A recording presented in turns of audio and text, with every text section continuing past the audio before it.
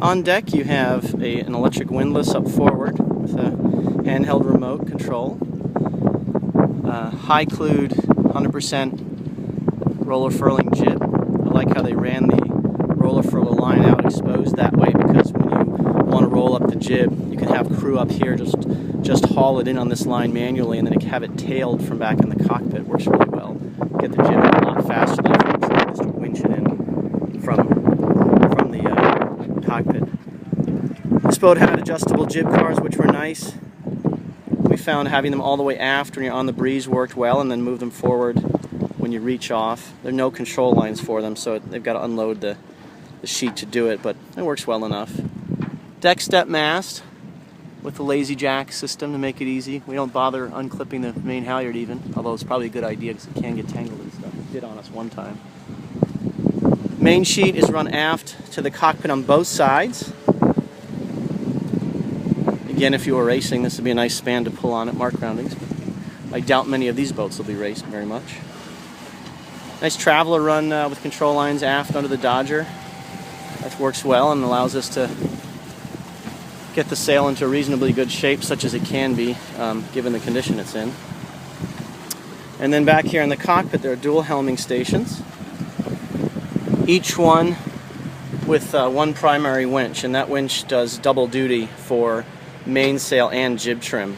And one practical implication of that layout is, in jibes and tacks, you've got to unload the main sheet from the winch that's about to become the new leeward winch, then load up your new jib sheet, and in the interim, the red line you can see there's the main sheet is in that stopper.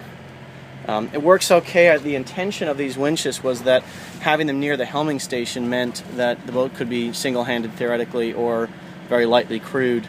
In practice, I don't know that it comes off that well for us. You have to either sit here to trim it while somebody's steering, or if you're lucky enough to be trimming from a helm station that's not currently manned, you can then go outboard and actually be able to look up and see the sail you're trimming. But either position is fairly awkward to work.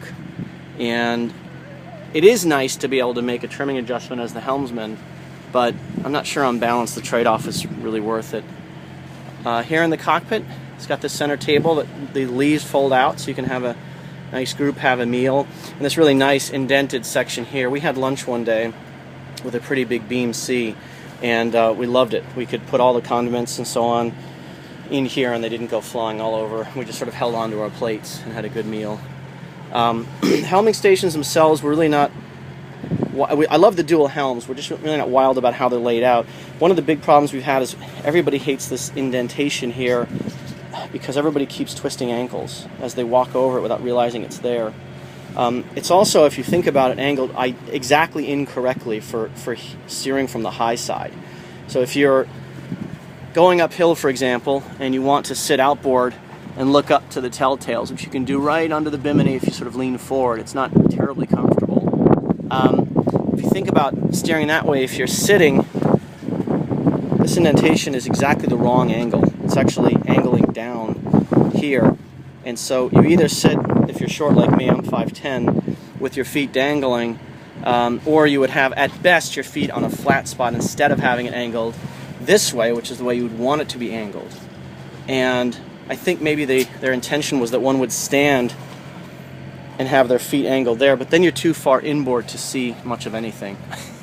So I think they either ought to have left this flat, which probably would have been best. It would also mean you'd stand higher, which is good, get a better view, or angled that step exactly the opposite way. You also can't sit with one leg forward and one leg aft of the wheel, which is how I'd like to steer this boat. So the helming stations are good if you're standing. If you're off the breeze, going downhill, reaching, they're pretty good. When you're going upwind, it gets to be a little bit awkward the way they've laid this out. But in general, we love the fact that there are two wheels, and in that sense, it's good. This one has a chart plotter that pivots side to side so that you can adjust it.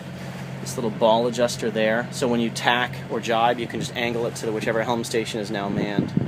And the engine controls are only available on the starboard side, along with, well, they each has a magnetic compass, but these instrument readouts there are only on the starboard side. That worked well enough, no problem for us. And finally, all the way at the back, you have this nice boarding station, which has worked great. Great for getting in and off the rib, the tender, and obviously, you know, with the ladder, being able to swim. And back here, there's a shower, which is wonderful, freshwater shower. We've made very good use of that coming back from snorkeling or what have you. So, you know, nice, pleasant production boat. No real complaints. I guess one complaint might be that we've noticed that all of the secondary hardware, the winches, the hatches, the clutches, etc., are the lowest grade that must be on the market. This winch, hopefully it'll show up on the film. You can see that plastic is already almost totally shot, and this boat is only been in production for a year, so this boat really can't be much older than a year old. And the hatches in particular are absolute garbage. But you know, if somebody were interested in buying this boat for themselves, presumably there's options to upgrade those materials, those items. You couldn't, I don't see any way with this coaming to relocate those winches, so that might be something you just has to live with. But you could presumably order higher quality hatches, winches, clutches, etc. And that would get rid of probably the biggest complaint we really have with the boat.